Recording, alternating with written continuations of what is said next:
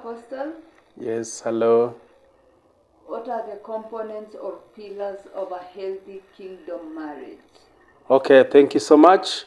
Powerful and important question about the pillars of a kingdom marriage. Now, there are four pillars of a kingdom marriage, or very essential components that must be there to ensure that the marriage is functional and also fulfilling the purposes of God. One of the most important component or attribute you need to find in a kingdom marriage is called faithfulness. The other one is intimacy. The third one is sacrifice. And the fourth one is celebration. There needs to be some celebration. Celebrate. Jesus, celebrate. There must be that oomph, that joy of coming together to celebrate. So let me start by talking about faithfulness. Now, faithfulness is that component that needs to be there. That is the foundation of kingdom marriage, or and it means that the couples are faithful to each other. They have unconditional love, meaning that they are faithful regardless of what the problem is the other party has. You are assured that your partner is going to be committed, has unconditional love for you, and is going to be there, available, accepting you, and giving you a place, an ear to listen, a shoulder to cry on.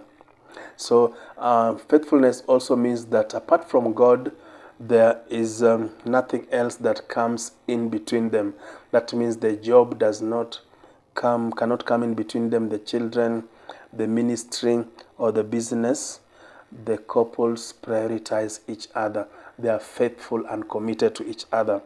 And they are working together, meaning they work as a team. Every problem is confronted as a team because they are faithful to each other. You don't say your problem, but our problem. So faithfulness means that you are committed to help the other party to become a better version of themselves. So faithfulness is a very key component of kingdom marriage. And kingdom marriage is actually just God's extension of covenant love. So the next thing after faithfulness is intimacy. A godly marriage must be growing in intimacy. There must be times where people are desirous to know more about each other. They are desirous to grow in intimacy, to fellowship with each other.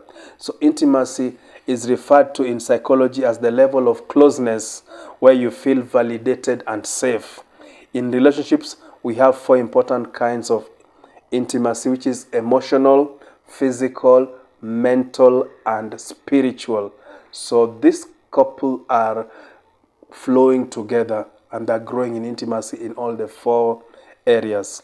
So the opposite of intimacy is selfishness. So anytime selfishness is found in a marriage, then that marriage is doomed to fail. So intimacy grows when we step out of our comfort zones into another person's life to appreciate their pain, challenges, and also the joys they have. So intimacy is a very key component. If you don't find it in a marriage, there are challenges, and that marriage is going to be on the rocks very soon. So another important ingredient that you need to find in a healthy marriage is sacrifice. Now, sacrifice is the native language of love. So love is spelled sacrifice. And this means that you are willing to sacrifice something for your partner. You don't just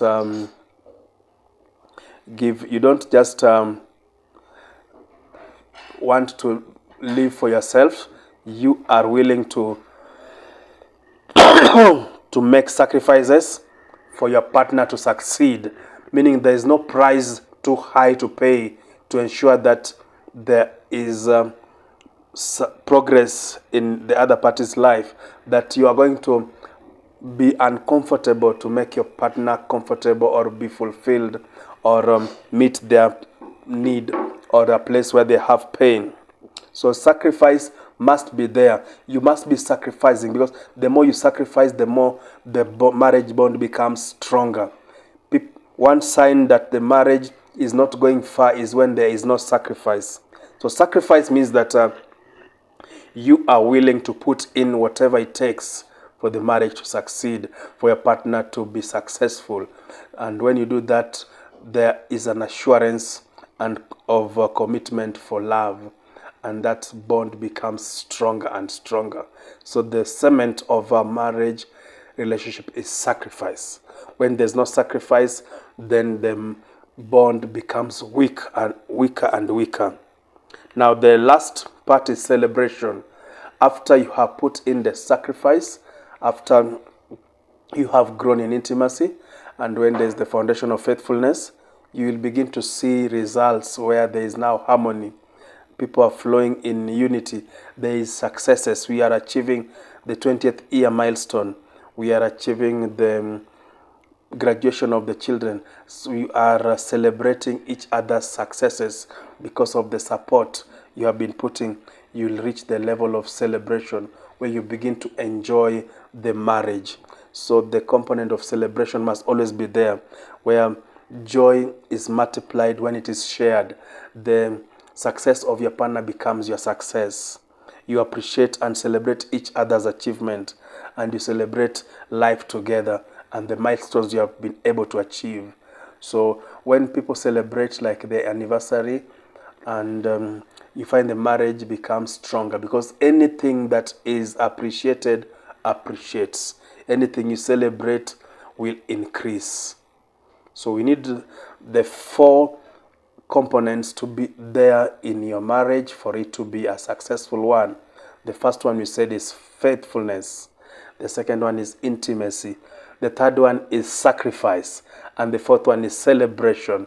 Ensure that you celebrate anniversaries, you celebrate milestones, and you are always rejoicing when you see your partner succeed. God bless you, and see you next time.